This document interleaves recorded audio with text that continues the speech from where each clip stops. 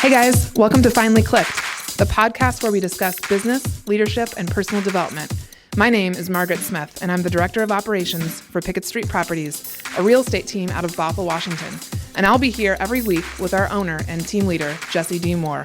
We'll be digging into concepts and ideas that have helped us both personally and professionally. And you'll also get a chance to hear from local and national experts that we know provide massive value to get to the point where it all finally clicks.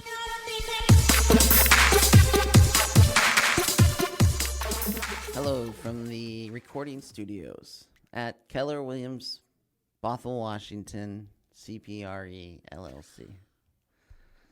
So formal. I love it when you give the introduction the most. You do. Mm-hmm. You know, it's just breaking the ice. It's just picking up the axe. You probably don't know what I'm referring to. Growing up in Montana. Ice breaking? When I think about breaking the ice, most literally for me, it was literally breaking ice with an axe. Like, it gets to be 40 below zero in the winter in Montana, and I'd have to drive around to the reservoirs, you call them lakes here, and I'd have to, hatchet out a hole in the ice so that cows could drink from it. So breaking the ice That's such a different life. is a very arduous activity, actually. It'd be like chopping wood, but it'd be through, probably 8 to 12 inches of ice. How long would that take you to break through one? It would depend on if we were there the day before and how cold it was that day. But, it can take a good 10 to 15 minutes. God. Because ice doesn't, it doesn't break uniformly. It, chips off kind of, sort of. Yeah. And then you have to get a shovel and shovel off the shavings so you can see where your axe is hitting. This sounds so and arduous. then if you do it wrong and you hit water too soon, before you've lowered the barrier of ice around it, well, that water will fill up. The hole will fill with ice, but there'll just be this tiny opening that the water came through, and it'll freeze over in 30 seconds. So then you have to chop through 6 inches of water to hit the ice, and you get wet, and it's cold. And I don't even know how you survived. Breaking the ice. That's actually a great. That's a great example of that. Very traumatic for me. All those Margaret. Activities, breaking the ice, the icebreakers. I know icebreakers. I've always hated. I get in a cold sweat now, and I want to run away when people want to do icebreakers because I'm like, so true. No. That sounds awful. But breaking the ice is different. And then, so why did you actually break it if it froze up right away? No, if you did it incorrectly, then it would freeze over. Okay, but otherwise you could free it up for the horses. But if you did it right and you lowered that barrier of ice down to where there's an inch left all the way around. Yeah. And then as soon as you get water, you just hit the rest of it really hard, and then it'd be a big hole in the ice. Yeah. But if you did it incorrectly, man, you got wet and cold fast. God. And it was a workout. I had such a soft upbringing compared to you. I might have thrown an axe once, and it was just I had for fun. a soft upbringing compared to my dad, and my dad had a soft upbringing compared to his dad. So it's the way of the world. That's how it works.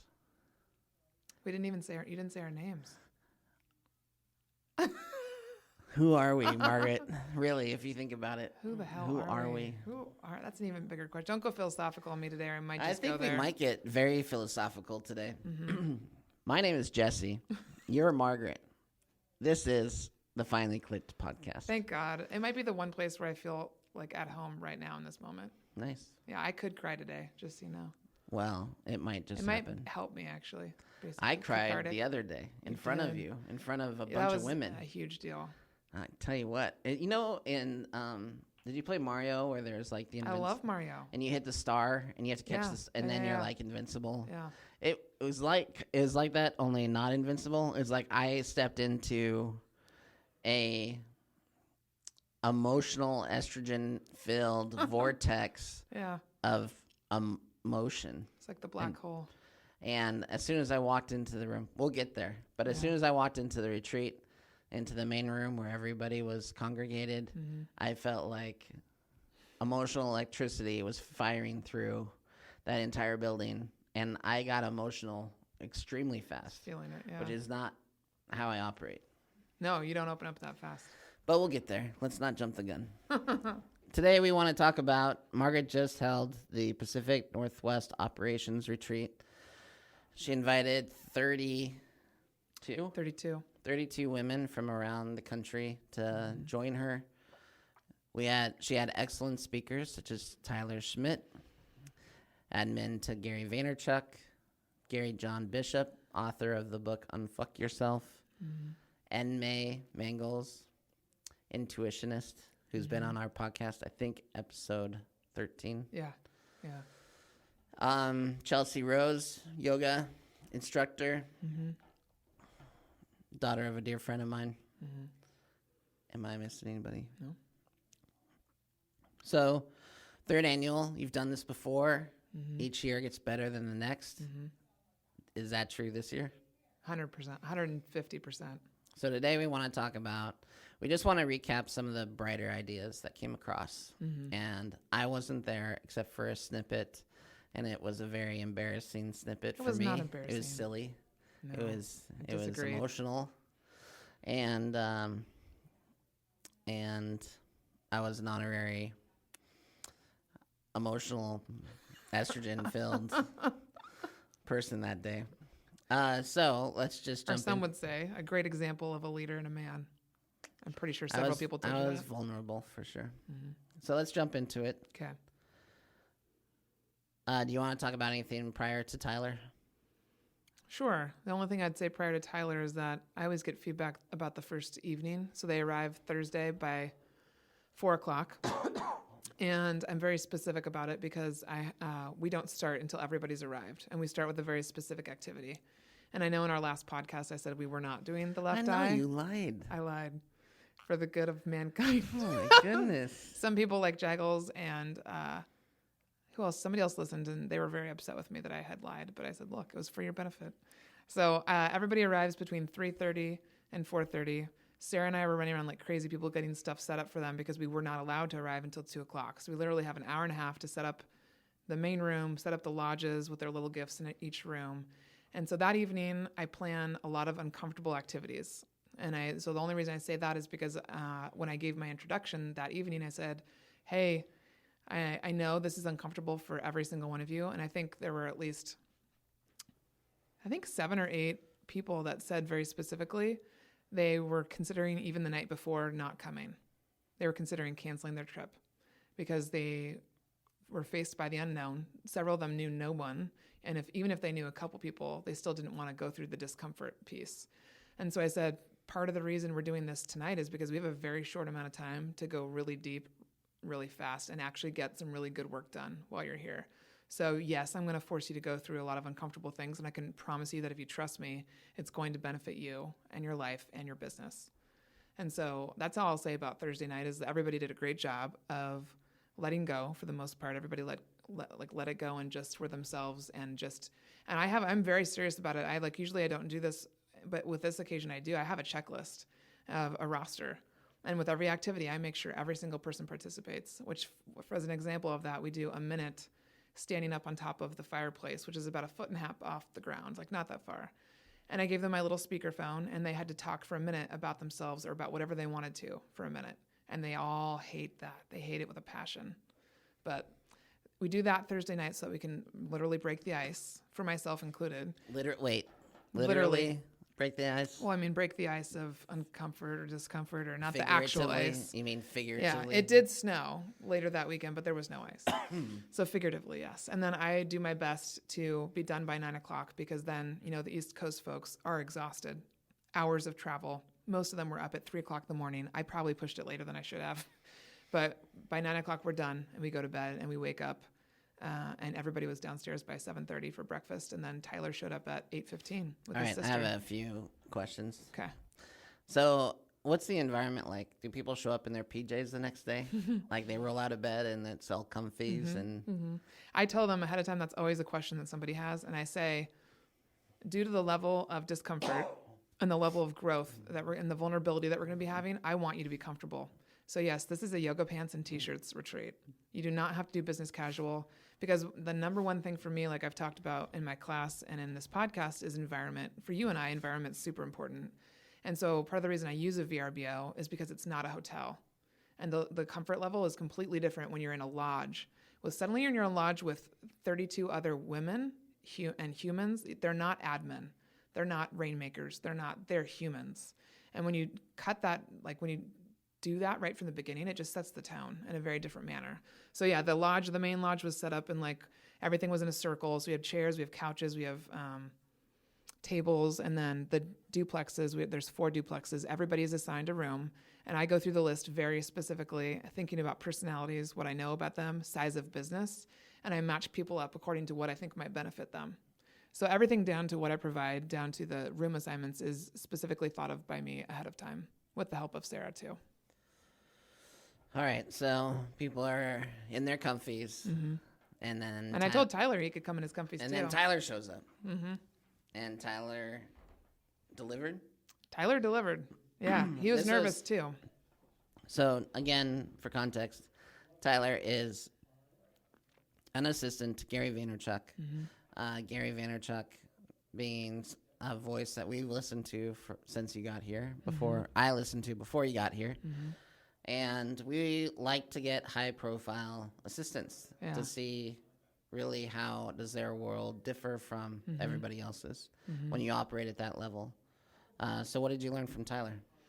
I would say one of the themes that came out from Tyler and the other speakers was to just be and do less. And then also with Tyler, what I love about him and what happened last year with Monique Hellstrom, the chief of Simon Sinek, it was like, I think in the first 3 minutes, Tyler said he'd been on the phone with Gary crying. And I looked at him, and then I looked at everybody else and said, so you've cried before. And and everybody laughed. And that kind of helped break him into it too, because yeah, he's cried. He's cried with Gary over the phone saying, I don't know if I'm doing this right. I don't know if I'm doing enough. I don't know if I'm the best you could possibly have.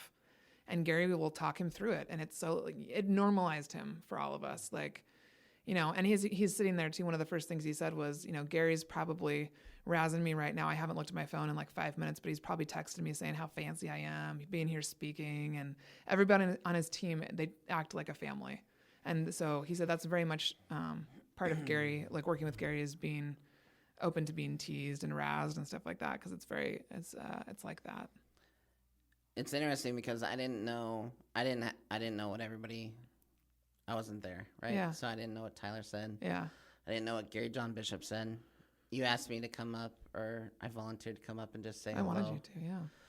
And I said a few words, and it was the basis of what I said was about just, you know what, we get to have a choice of being confident or not, and to be powerful or not. Yeah. And if you have a choice, then why not just be powerful? Why not be confident?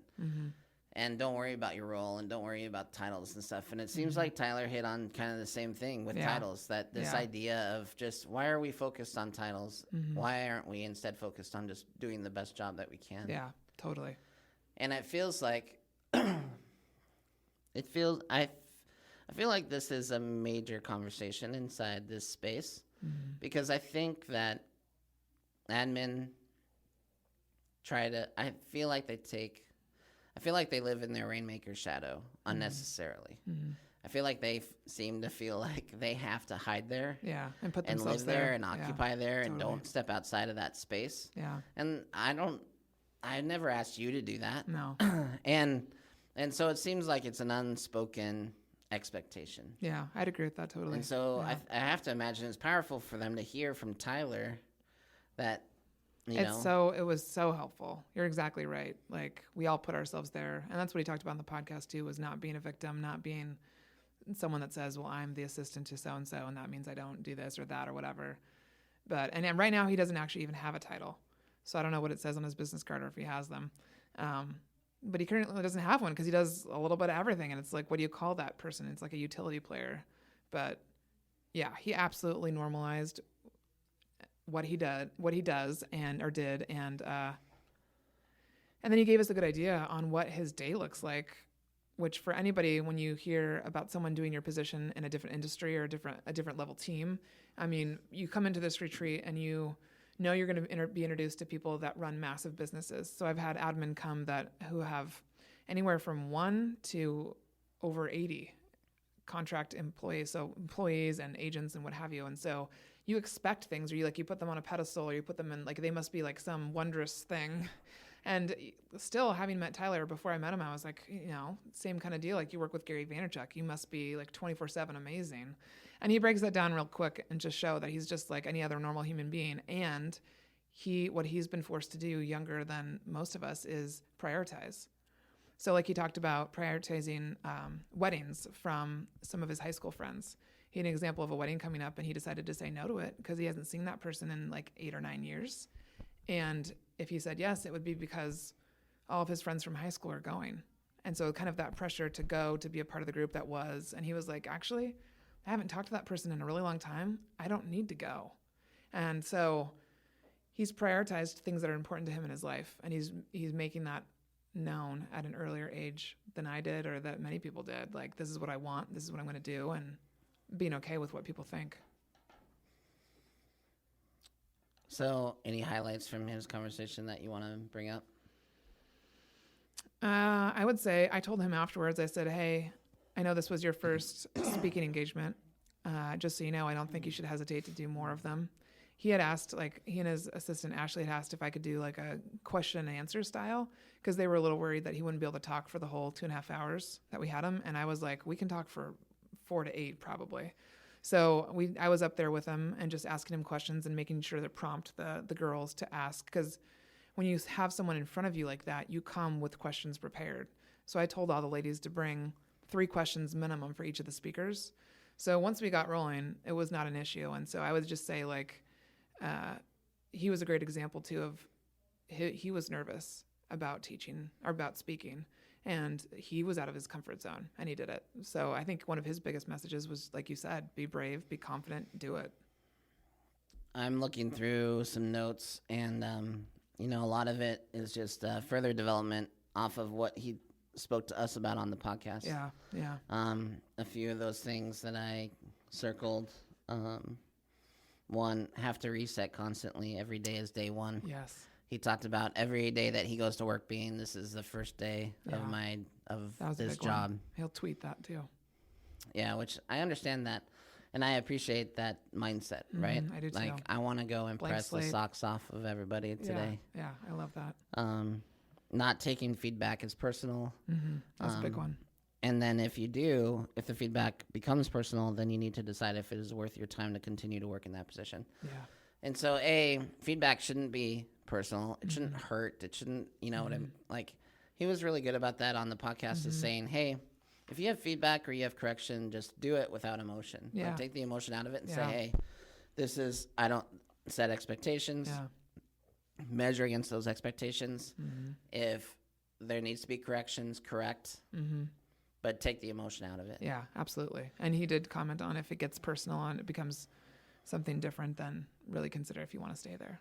I love his idea that there can also be incredible upside in over-delivering in your position. Yeah. I love his idea that this is a hospitality position. Yeah. And just doing above and beyond. Yeah. And he definitely, I love that too. I was telling one of the guys in the office, Haniel, who sits around the corner from us, and he's a single agent, but he loves Gary Vee. And so when he heard I was bringing Tyler, he was like, oh my gosh, tell me what it's like. And I said, when Tyler's sitting in front of you, it's, and like he was with the podcast, it's very easy to tell that he's got a big heart and that he's a super kind and genuine person, which really, I think, spoke a lot to the people that were in the room too. It's like, you don't have to be a super aggressive, blunt, I guess, kind of abrasive person to work with someone in a fast-paced environment.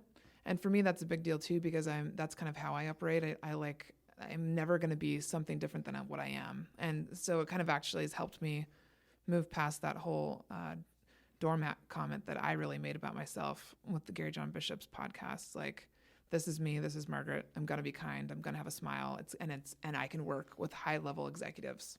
So yeah, he really made some good points. And it was fun to see his sister Colleen was sitting in the back of the room taking photos of him, I'm sure, to send to his mom. So it was cute. She was super nice. She also works for a media company as well.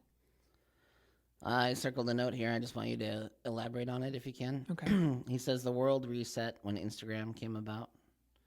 Oh, Yeah. I can't remember exactly. People get judged based on their number of followers, not on their experience in business and the success that came from that. Yes. So he was saying there's a lot of high-level executives, and he loves to connect with their assistants. So we were talking about networking and the importance of networking and finding other EAs. Like he will be someone that I have a contact with forever.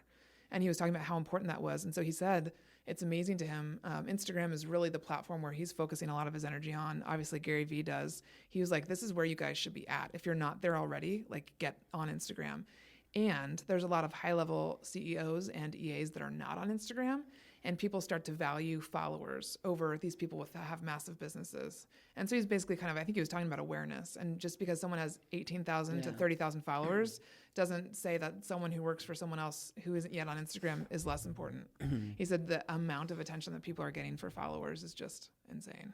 And he has 21,000. I know some people that have good amount of followers, and quite honestly, they're just smaller moons orbiting a bigger planet. Yeah. Like they get followers of shrapnel off of these bigger names and bigger people.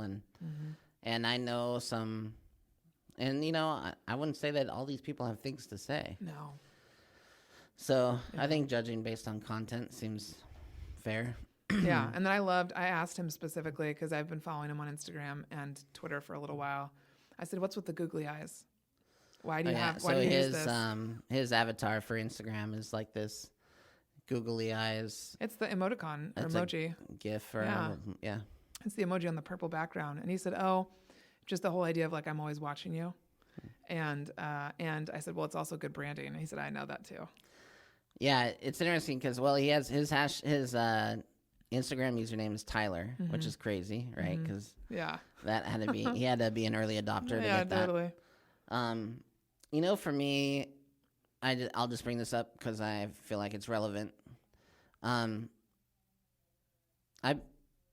connected with Gary recently over the death of Nipsey Hussle, and it makes me sad to talk about it because this was someone that the Bloods, the Crips, the police, everybody agrees was like having a positive impact on their community. And I didn't know his music, but I know who he was from Gary Vaynerchuk. And Gary would have him on, and he would talk about Nipsey, and he would even say, Spotify play Nipsey Hussle. And so I've been paying attention because Gary V has been entering the music space and in a pretty big way. And, Nipsey was one of his artists. Like, he was behind Nipsey Hussle 1,000%. And so when I'll have to listen because when I found out that he died, man, it hurt. Yeah. And then I was just thinking about Tyler and his role and being able to meet people like Nipsey Hussle and to see he doesn't just have access to Gary, he has access to everyone Gary has access to. Yep. And if admin or DOOs thought about that. Just think about that. Just like invest in your. Yeah. I mean, I've brought you, thankfully, the way my brain works, I don't write a lot of notes because it's not productive for me. I listen and I bring you along. And I know that you'll catch things I didn't catch. And so I've brought you into rooms that you wouldn't have been in otherwise at the time. And Susan Scott was one of the first ones. Yeah, and I don't think anything of it. I don't think like... Well, and some people wouldn't, but I got that real quick. Like when you expose me to something, and which is an idea that I was trying to tell the girls about. Like I was talking about opportunity the other day with the admin mastermind group that I help run here at the Bothell office, and I was telling them that they need to start thinking of the opportunity to run things or the opportunity to look for sponsorship as an opportunity rather than a task. Because part of the reason I am where I am is because I took those tasks and I made them opportunities. When you look for sponsors or when you look for people and you run it, like, just things happen. Well, just even, and we can, I don't know if you want to transition to Gary John Bishop, but, sure. There's an opportunity there for someone to drive Gary John Bishop from the airport to the venue, which is an hour and a half drive there and back. Like, you have 3 hours with this guy. Yeah. I would have done it. I personally would have done it. Like, I was a little upset someone else did it. And because of just the opportunity. I know, it's huge. Right? It's huge. Yeah. And that's what people need to understand Yes. is that there is tremendous opportunity Oh my God, in serving so, people. So huge, yeah. In serving people. I could do a whole speech just on that. You're so right. Yeah. But we have this like bad. It's got like a bad rap or a bad connotation to it. And or it something. makes me realize how important attitude is in this game. It's huge. It's fucking. And that's what I was getting. That's what I was getting to when I was speaking to them. It's like, you know what? If you come in kind of shy and mousy with your shoulders slumped, that's how we see you. Totally, absolutely. And if you come in roaring, your chest out, and your shoulders back, and you look confident, and you look like you're going to set the world on what fire, you're doing. you might just do it. Totally. Because I think that is what came out too with Tyler and with everybody else. Nobody knows what the heck we're doing. And Gary even talked about it with parenting. When you look confident and you have like confidence in what you think and what you know to be true, you can help influence people. Like you can help your leader. By them, they will have more confidence in you and your decisions on a daily basis by doing that. So, yeah, there's so much opportunity in service. It's ridiculous. So can you think of someone that attended that was greatly impacted by Tyler and what he had to say? Or is there anything?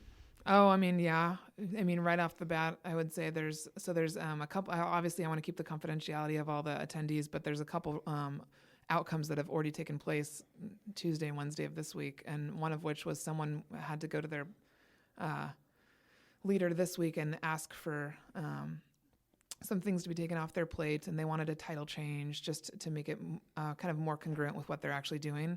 And I know she took what she heard from Tyler and what she heard from Gary and Enmei and went in, and it was hugely successful. Like essentially her boss was like, look, there's going to be a place for you in my business until you die. That's my plan. All right. Does that make you feel better? Because that whole fear of like being fired, it was so ridiculous, but she still had it. Yeah. And when you lose that, then that's where some real confidence comes in. So I'm excited to see what she does from here on out. There's two things in the notes from the end of Tyler's talk that I resonate with me. And I know I mentioned this in part with Tyler's podcast, but he doesn't have a 5 or 10 year plan, in part because he's so focused on opportunity. And if we focus on the opportunity at hand, we could end up in a vastly different place than we ever expected. Bigger than our dreams, quite honestly. Yeah. So I love that he says that. And then how do you get inspiration? He says 3 things: living curiously, curiosity breeds excitement, and being open is a breeding ground for creativity. Yeah. That was one of the biggest things that he said that actually Sarah really responded to was he said people need to be more curious about other people. Ask questions, talk to people, be curious constantly. And we talk about that on the team too, just being curious and staying curious. And that really spoke to Sarah too, because I know there are a couple different admin there that I know more, and they have a hard time staying curious and wondering why they should be curious about some people that maybe they don't feel connected to. I get it. I am guilty as charged. Like that's the biggest thing I have to wrestle with me. Yeah. I wrestle with it, and I have to apologize for my attitude. Last week on the podcast, I want to apologize because I made some statements that sounded like I should be done with self-awareness and I should be done developing by now and blah, blah, blah. And the truth is if you care about self-awareness and if you care about development, you're never done. Mastery is an asymptote, and we've talked about that before, that an asymptote is a mathematical expression for a line that moves ever closest to the axis without ever touching it. Meaning that if you are a true student of mastery, you're always getting better. And at some point, there's a place where you don't have as much to learn, but there's always something to learn. Yeah. Like you never know everything. Yeah. And so I know that one of my weaknesses is having a predilection to have an opinion. Like it's a good thing and a bad thing. It's a strength and a weakness. My strength is that I'm interesting and I have something to say about everything. Yeah, you're not My empathetic. weakness is that I have something to say about everything. And I'm prone to judgment.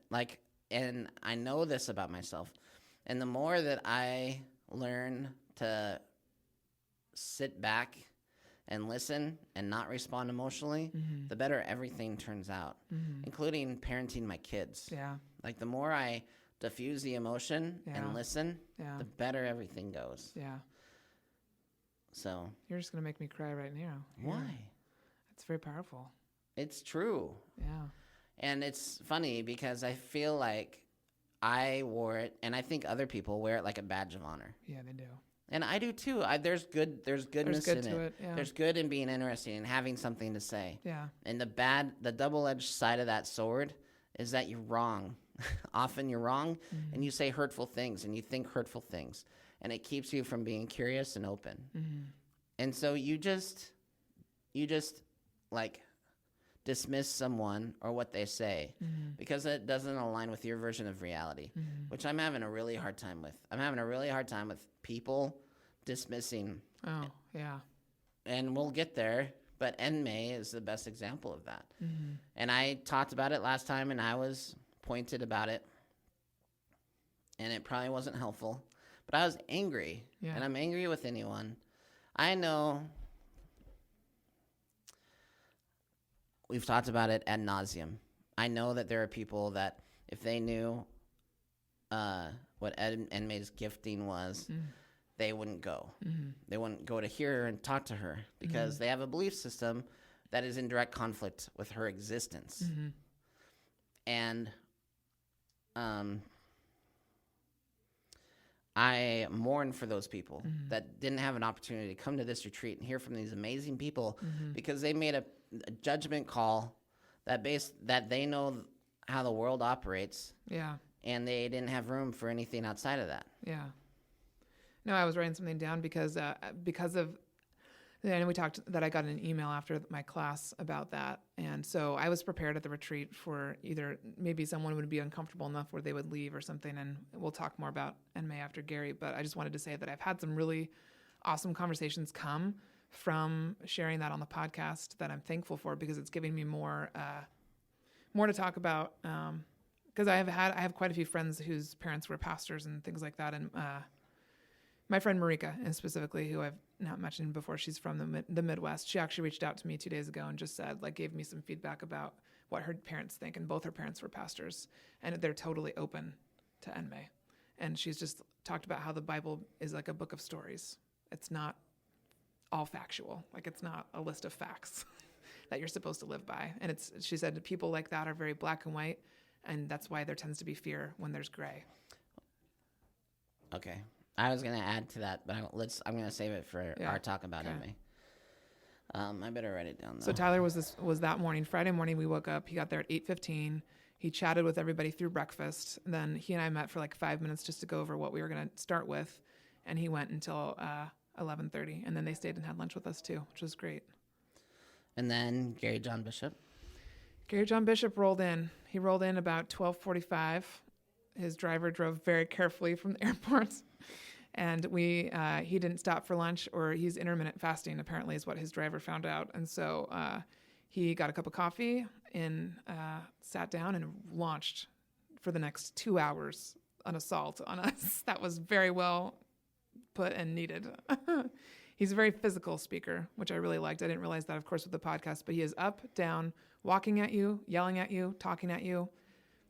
And did he have an agenda or talking points? Because it No. kind of seemed like it was all ad lib. Kind of like with Tyler and Enmei, it was very much, he talked a little bit about his upbringing, and he would pause after 5 minutes and ask, does anybody have any questions about that piece? And then we would raise our hand if we had a question. And then he started, after that, it just kind of naturally evolved. And then he went specifically into different people's stories because they would raise their hands, and kind of like Enmei, he could read them like a book. And that was the most shocking piece, really, is somebody would make one statement and he'd say, well, you're indifferent to your mother. And we were all like, what? It's just, and sure enough, the person would confirm. Acknowledge it. Yeah. Well, and there seems to be unbelievable. a theme. If I think about Enmei, Tyler, Gary John Bishop, myself, and your mom have all said, they all said one thing that correlates. Mm-hmm. And I just tripped across it in the notes from Gary John Bishop. What is it to be a human being? We all know anger, sadness, joy, passion. When you experience love, that is a way of being. Everything about this retreat seems to be an emphasis of a departation from doing and an attraction to being. Yeah, that's very true. That we're not trying to become someone we're not. Yeah. That we should be more free to become who we're meant to be. So true. And that we spend too much time trying to create ourselves into something else. Amen. Yeah, that's totally true. So Gary, tell me more about Gary. And so when he asks for questions, do people respond? Well, the first part was like, because let me just preface this. Yeah. Like, I know admin, I know DOOs. Like, you put them in the company of someone like Gary John Bishop, and I can imagine a bunch of church mice not saying anything. Yeah. Because this Scottish guy is yelling at them, right? Yeah. Like, how do they respond? Well, there are definitely some that are more outspoken than others. And two people in particular came up to me before he arrived and just said, just so you know, I'm going to ask him about this, even though I'm scared to. And I said, perfect. So the first people to ask was myself and then Chelsea Rose, who's a little bit more aggressive as well. And so I asked, the first question was just clarification, because one of the stories he shared at the very beginning was a little bit about his upbringing and how he was, when he went to visit his mom one time, he surprised her in Scotland. He was in Ireland giving a talk to 300 people. He bought a plane ticket without telling her, and he hadn't seen her in 2.5 years. He showed up on the doorstep, knocked on the door. He was super excited, and she opened the door and was like, "What?" And he was like, "Mom, it's like 2.5 years I'm here. I'm going to like surprise you. Like, aren't you excited to see me?" And she said, "Are you hungry?" And he came in and she made him some tea and got him like some scones or something. And he was like, that was her showing and expressing her love for me. She's never going to be the mom that I see in movies that says, "I love you. It's so good to see you. Give me a hug, snuggle me," all these things. That's not how she shows love. And we have to stop watching movies and TV shows and talking to people and expecting people to live up to some romantic dream in our head about how they show love, and understand that different people show love differently. So I'd asked him a question about like that part of the story. And then Chelsea Rose was the first person. And he said she was courageous. He acknowledged her. She raised her hand and asked a question, and he immediately went personal with it. And so that was the first. And then a couple other brave souls. Like, people will laugh and they'll tell you their story about being there. Some of them put themselves right up in front of them, and others put themselves as far away as possible. So let me ask you to just like talk about some of the points that you made. Authenticity starts with telling the truth about yourself to yourself. That's his definition of authenticity. And he was talking about all the kind of bullshit explanations people give about what authentic means. And like he said in our podcast, you don't get to just be an asshole and say you're authentic. You don't just get to be an asshole. That almost came out like, but I actually almost got his accent a little bit. And so I love that. It's authenticity is about telling the truth to yourself about who you really are and then living it. Seeing someone as untrustworthy will put you into a highly anxious state. Yeah. I'm not sure how he got there. I forget, but I was reading that remark, and he was basically just saying he's met a couple people who, when you don't trust them, it makes you highly anxious. The very next note, you will find that the reasons you are now disappointed with your relationship is usually something that drew you into the relationship at first. Mm-hmm. Yeah. We talked a lot about relationships, whether it be personal or professional. And when you start to date someone, for instance, the thing that you like find so attractive about them, usually by the time you're thinking about ending it, it's the thing you hate the most. This is probably my favorite just because of the society we live in right now. If I ever find myself triggered, I deal with my own triggers instead of blaming the other person for being the cause. Yes. That's a huge problem right now. It's a huge is that problem. we just say triggered, yes. and then everyone's supposed to shut up and not do And he had anything. another great story where he works from home sometimes, and he was in his studio or his workroom typing away on a book that he was writing, and he said this happens often, and he has to catch himself. His wife came in, and without even like saying like, "Can you have a minute?" she launched into like, "Hey, did you find this? Did you find this thing that I was looking for earlier?" And he was like typing. In his head, he was thinking, "Oh my God, I can't." He was like, "I'm writing right now." And he had to stop, take a breath, pause, turn, and look at her and say, "I'm feeling triggered right now. Give me just a minute." And then he was able to say, "No, I don't have that thing that you were looking for." So he talks a lot about acknowledging those triggers and stopping. That's a great one. Human beings would rather be right than in love when it comes down to it. Yeah. Wow. Yeah. We have an addiction to being right. A lot of relationships end because I am miserable, therefore you are the one making me miserable, therefore we're done, rather than looking at what it is you are bringing to the table. Yep. He said there's been definitely times with his wife, in particular, one in particular, where he said neither one of us were bringing anything. So rather than waiting, he said, why am I waiting for her to bring something? That's not her job. And he just started bringing more, and it got better. So he knows whenever there's an issue or whenever they're starting to have concerns or like something's like the road's getting bumpy, he knows he's not doing his part, and he just starts giving more. Even the happiest and most awesome people in the world still have feelings of inadequacy. Yeah. One of the things he talked about with a couple of us, me included, was how he thinks a lot of the positivity stuff that's going around is kind of bullshit. But he explained the difference to me. And it was not that, like I was saying to him, he says, language is the house of being. And I love that. Yeah. And I said, Gary, I use my positive language to keep myself, like to motivate myself. It's not that I'm using it. And he's like, the difference between that, Margaret, and something else is you're not using it as a shield. You're not pretending.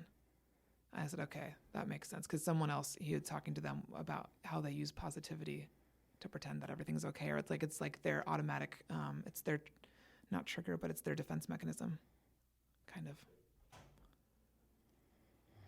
Lead with empathy and understanding in order to see people where they are and not through your lens. Their experiences of the world and reactions to them are different to yours.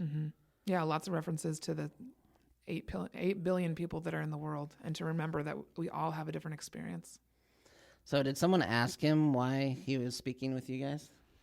I wanted to. That was the first question that's the question I asked him, and he didn't answer it. I think he just got sidetracked, so we went back to it. Oh, okay. So, because he said he wanted to change lives and lead a life with a heart full of love.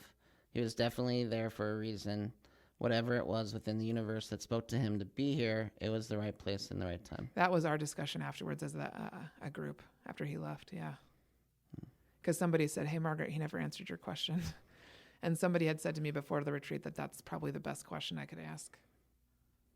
But he wrote something in everybody's book. It was, again, kind of like how Enmei reads people. Like, we got our book signed by him, and in everybody's book, he wrote it was like 1 or 2 words. And like it might have been like, love your dad. He wrote that in a couple people's books. Or he wrote, this is your year, on someone else's book. He wrote very specific like things to the person. And to me, he just said, thank you. I know, actually, when I was there and I asked how it had gone with Gary John Bishop, it seemed like he was more Enmei than Enmei. Like, it seemed like he was... It was very similar to Enmei in that he went around the group, and if you said one thing, which is why some people I'm sure didn't speak, he could tell you the rest of your story. And so then he shared with us that he's going to be doing the pilot of a TV show in May. And now I can understand why, because he can go through a crowd and read you like a book. Yeah, he's like it is kind of like he's a medium. Yes. Where he's like, because and there's stories, and again, I don't want to call anyone out, but... Yeah. I know that there are stories where people would ask a question and then he'd say something that had nothing to do with the question. Yes, entirely true. But that jazzes me up. Yeah, it's exciting. What do you mean jazzes you up? I mean, it gets me excited. Why does it get me excited? That he goes off script and he goes in an unexpected direction. That's definitely his style, and I think it's more... I mean, he did the same thing with us on the podcast. Yeah. He did the same thing to me on this podcast. You know? Well, I think it's that, I mean, I imagine, I wonder if it's like the authenticity piece. Like, I feel like he's one of the most authentic people I have met because he's very real about himself to himself. And then he left nothing behind. When he came and spoke to us that first day, I knew we were going to be tired. But after he left, I gave everybody, this was not on the agenda, but I was like, we're taking a break, you guys, because I can tell everybody needed. So even Augustina, the photographer, came up to me and she said, I didn't know I was going to cry at this. I'm supposed to be taking photos. And so from 3:30 to 5 before dinner, we took a break because people had to go and take a nap. It was literally like he left nothing on the table, and he just went a direction if he felt it was like what he was supposed to say or where he was supposed to go. So yeah, I think that's part of it, is he catches you so off guard. I mean, I think it was Miriam who is in the office here. She said afterwards, she came up to me and said, I was washing you and you were shaking. And I was shaking partially because I shake when I'm like, I don't even think about it. And it was because I'm so adrenaline is running through me. I'm like, he's in front of us. What is he going to do? And it's like, I feel so happy. Like it's just, and I was just focused. I didn't take notes. God bless Michelle Choate for taking notes because I couldn't take notes. This made me laugh. Stop trying to fix yourself. You are not a fucking chair. You are not broken. You are just not expressed. Yes. Always trying to fix something about ourselves. Again, going back to the whole thing that I'm talking about as a theme, right? Is that quit acting like you're broken. Yeah. Quit acting like you don't have confidence. Yeah. Quit acting like you need gas in your tank. Yeah, he said several times, just you are confidence. You are bravery. You are. It's just you don't believe it. Yeah. Anything else about Gary John that you want to talk about? Bring up? No, he was the perfect speaker for this group, for anybody who needed a shove in the right direction.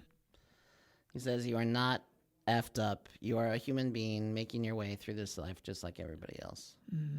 Do not let your past define you. You can be anybody. Do not stand in your own way. Give yourself fully to your life and the life you want to lead. Mm-hmm. I guess the last thing I would mention is that he was talking about how when he was writing his book, he was like, don't sit there thinking I'm some author that really loves to sit in my room and type all day. Right. He was like, I was in that room going, I hate this so much. Let me type this out. It's work. Yeah. And so he was basically saying, like, there's a lot of things you're going to do that you're not going to love the process of doing, but do it anyways. I know. I think about that often recently, is that I want a bigger life, and I want to do bigger things. And and he says this, in order to achieve that, I have to become a different person. I can't be the person I am and get bigger things, right? I have to become bigger. Yeah.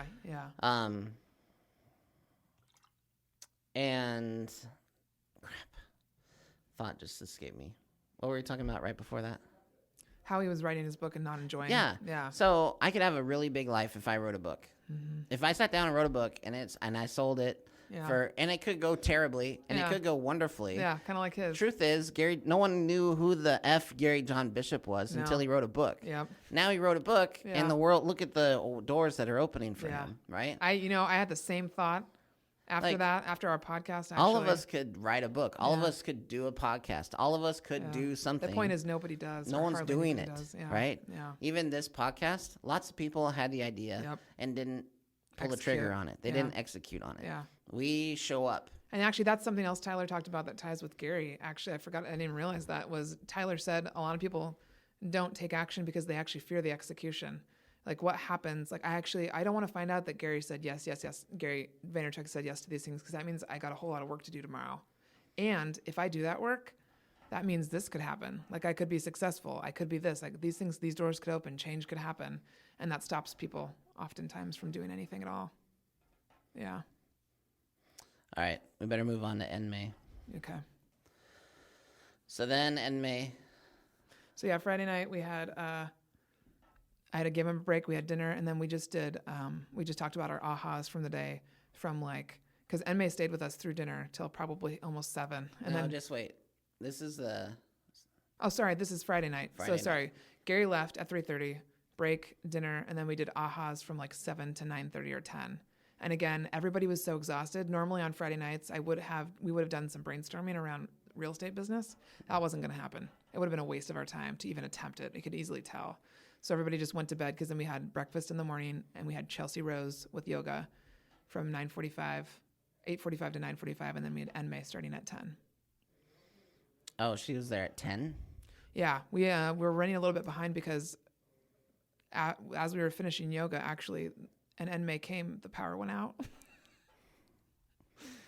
So in that moment, the caretaker, Drew, and Monique with Crave Catering came up to me and they were like, here's what happens if the power doesn't come back on the rest of the day. So we were dealing with that for a couple hours. So Enmei, we've had on the podcast. She was one of our first interviews. Mm-hmm. She was a blessing, I thought, to both of us and to our audience. She's so, and if you're not sure how to feel about her and her gifting, that's fine, okay?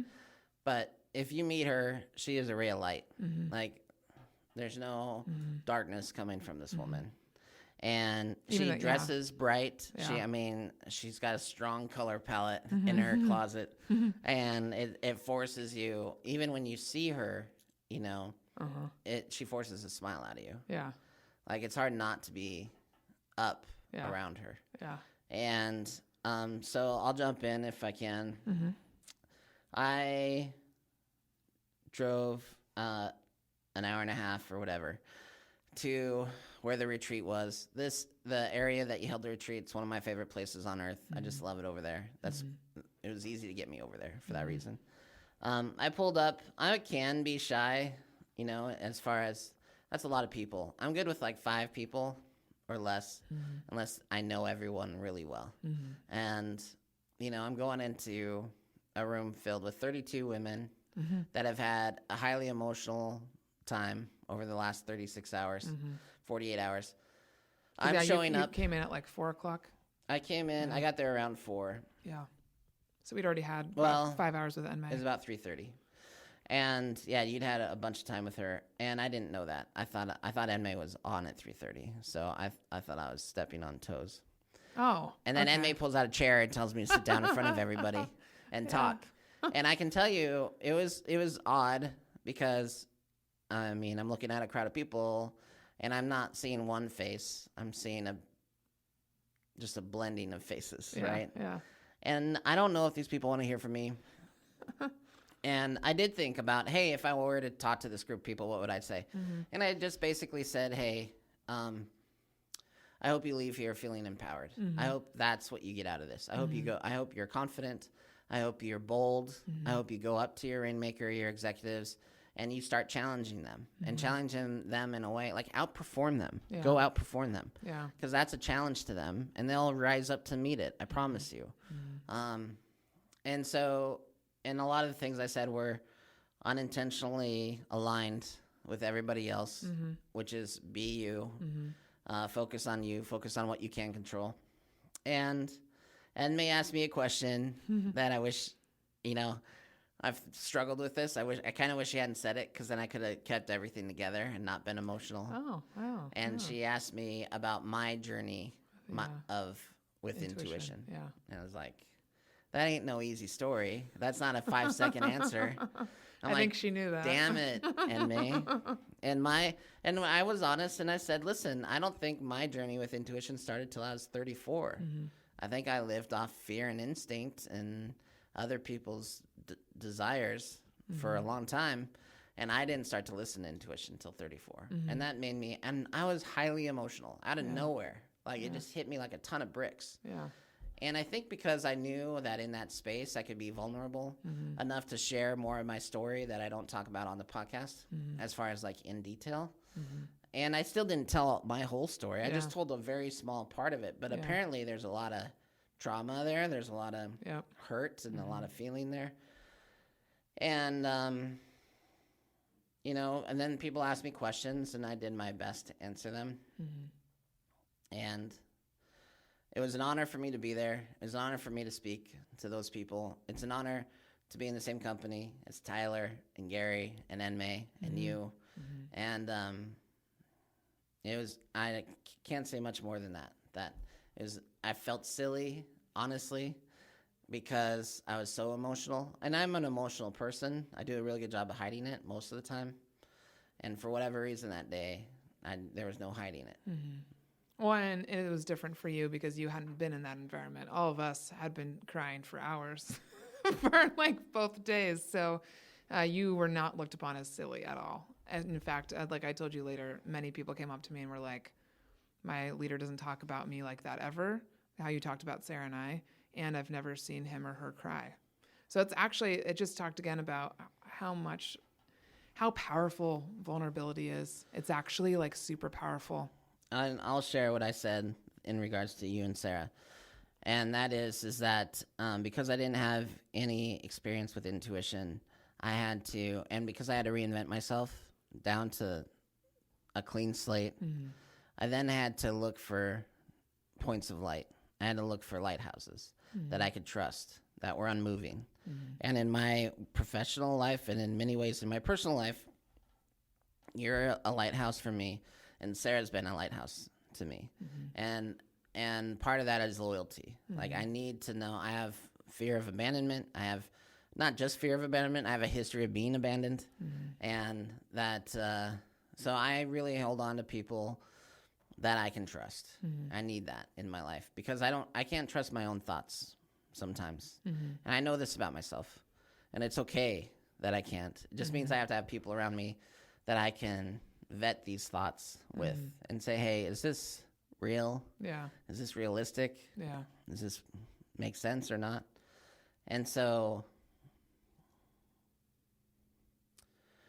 I just really wanted that to be an opportunity for me to honor you guys in front of your peers and in front of them, because I really want for everyone that was in that room to have the type of relationship that you and I have and that you and Sarah have and that Sarah and I have, which is, it's a relationship of productivity. There's expectations, there's standards, but there's love and there's appreciation and there's joy in it. Totally. And people want that. Otherwise, they wouldn't listen to us. Yep. Right? 100%. And so I just want to say that I think that you pulling this retreat off the last 3 years is amazing. I know how much energy it takes to plan an event. You're way better at it than I'll ever be. But I know it's because you care about it. I know it's because you want to work at it, and you have high expectations of yourself, and you have high expectations of what this is going to be like, and you want to blow everybody's minds. You want everyone to go, wow, like that was another level. This is different than anything else that's offered everywhere else. And so, I think when you are self-aware and you're authentic and you care about being better, you attract a lot of people to you. And so I just want to say that everyone that attended, I'm proud of you for going. I'm proud of you for participating. I'm proud of you for not listening to your doubts or your fears and powering through. And I hope you're greatly rewarded for it, as I think you will be. I already know some people have been. I know they've already put some of the things they've learned into action. Yeah. And I really hope that if you're listening and you were there, that you'll share a comment and tell us what your impact was. What impacted you? Yeah. Tell us something you learned from Tyler or Gary or Enmei or Margaret or Sarah or someone else in attendance there. Totally. Tell us what your experience was like. I think the hardest thing right now for Margaret and I, in regards to this podcast, in regards to your class that you teach, in regards to the retreat, in regards to the things that I do and I promote, is a lack of, there's a general indifference that permeates everything that we have to break through. And we know it's good. We know we have good things to say, and we know we can have an impact on people. But we have to break through this veil of indifference. And it's challenging. It is, yeah. And the only way we can do it, and the only way we'll be successful, is if people share our story. And and talk about it. And it's happening. And I appreciate it. And that's why we're doing this. I want to make a difference in people's lives. You want to make a difference in people's lives. Yeah, no, I completely agree with you. And I think the other great part, which is why I was happy you came to speak, and as silly as you may feel, but the other part about the retreat is that you get to see some of the changes happen like in person. And I think you getting to see kind of what that looked like in person rather than just hearing about it makes a difference too. And I think the only other thing I would say about it is that what I try to stress to people before the retreat, and I have to work on my messaging around this, is that I really believe, because I've seen it happen, that if you don't change personally or work on yourself personally, your business will not change or your business will not flourish. And I think there's a lot of, I know there's a lot of pushback about that. There's a lot of, people are kind of like, hey, Margaret, when are we going to talk about real estate? But there wasn't any of that this time at all because I could talk about this. By the time we got there Thursday night, everybody, we got through the activities, people realized, and they see, I can't, I was just telling Jaggles and Sarah this before I came in, we were talking about dating, and Jaggles was like, just be yourself. And I'm like, look, I am always myself. The problem is not, this sounds like something Gary would not agree with. The problem is not that, it's that people don't always like it. And I'm okay with that. So at the retreat, I am 110% myself. So I was, with Enmei, we started out doing this yuck and unstuck activity where she helps you realize what you don't want to be anymore, where that belief first came into your life, who said that first off in your life when you were 5, 6, 7, and where you want to go from there to make it to different. I broke down crying about she had 5 statements it's physical, financial, mental, all these different pieces. And there's no way anybody could have come to this retreat and thought to themselves, this is I didn't get a chance to really see the real Margaret. That was absolutely 110% me. And everything we do on the podcast and we do here, it's 100% us. And people's lives were changed in a massive way. And that's why I know several people had to take the day off on Monday. I got a message from an agent on Facebook asking, hey, Margaret, is it normal for an EA to come back and ask for a day off due to personal, needing some personal time? And I said, yes. And especially this time, because this was I'm telling you, this is I've already gotten energy. I'm tired, but I already have energy for next year, for whatever's coming next with our business and with the podcast, because what just happened was just a sneak peek into what's possible. Yeah, I want to go back to what you said where, people want some sort of magic button. They're Yes. What's your script for this? Or what's your, can I have the action training plan for a showing agent? Or, I understand it. There's 1,000 groups on Facebook for you to join where you can get answers to those questions. Yes. And the reality is that if you become a better person, it's easier to attract people to you. Yes. And how about you focus on that instead of trying to find the secret sauce someone else found and recreate it? Mm-hmm. That's what I realized really differentiates you and There's one Coke. There's one KFC. Why? Yeah. They protect the ingredients. But in the meantime, other people are successful doing different things. They're not trying to be Coke. Yeah. They're not trying to be KFC. They're going to be themselves. And that's what I realized really differentiates us from other people and other teams is that from the very beginning, we've always had a focus on personal development. And I learned in the first 2 years, I think, it didn't matter what database we had. If I didn't feel good about myself and I wasn't, and I didn't know where, I don't know. If I wasn't happy, nothing was happening anyways. I don't care if it's in Top Producer or Infusionsoft or Boomtown. No magic's happening if the magic's not in me. So, but it's shocking to me though. There's probably still a massive percentage of people who don't see that or believe it. So when they hear about the things that we have going on at the retreat and the speakers we had, they're kind of like, well, when are you going to talk about onboarding checklists? And I'm like, never. Yeah. With never. that, exactly. It's never going to happen. What? Never. Because you don't need a checklist. You need a life list. You need a body list before you you look at yourself before you even think about creating an onboarding list. When you don't have a company where people want to come to even, you don't have anything to check off.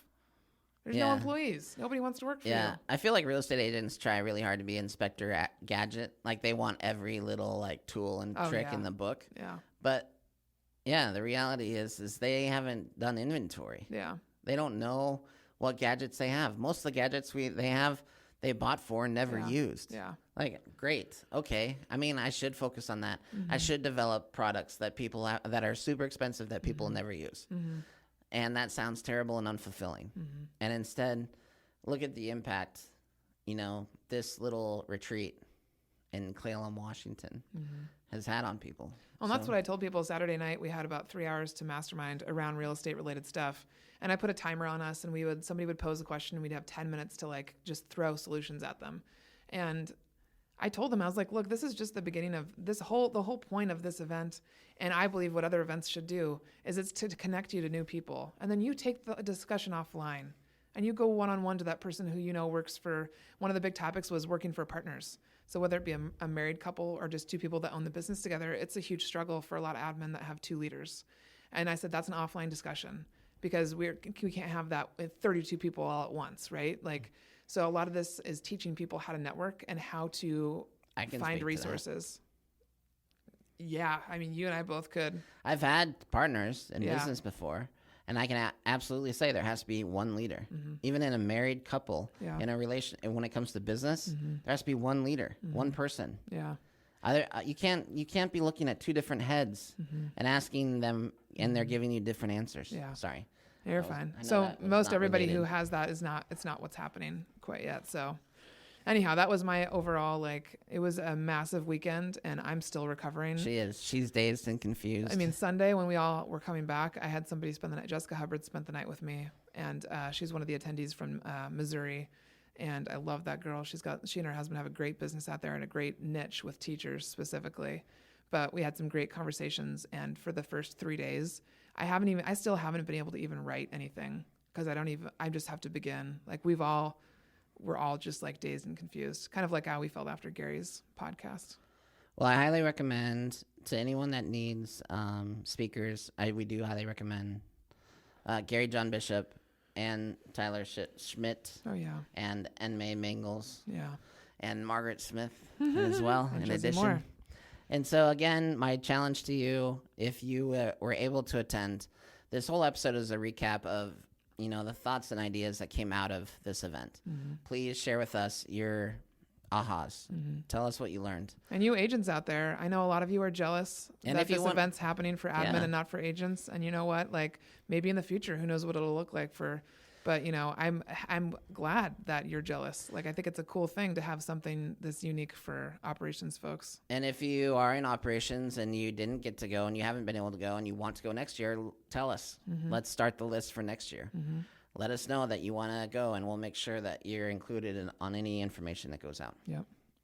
I have to go sell some real estate. So, podcast out. Thanks, guys.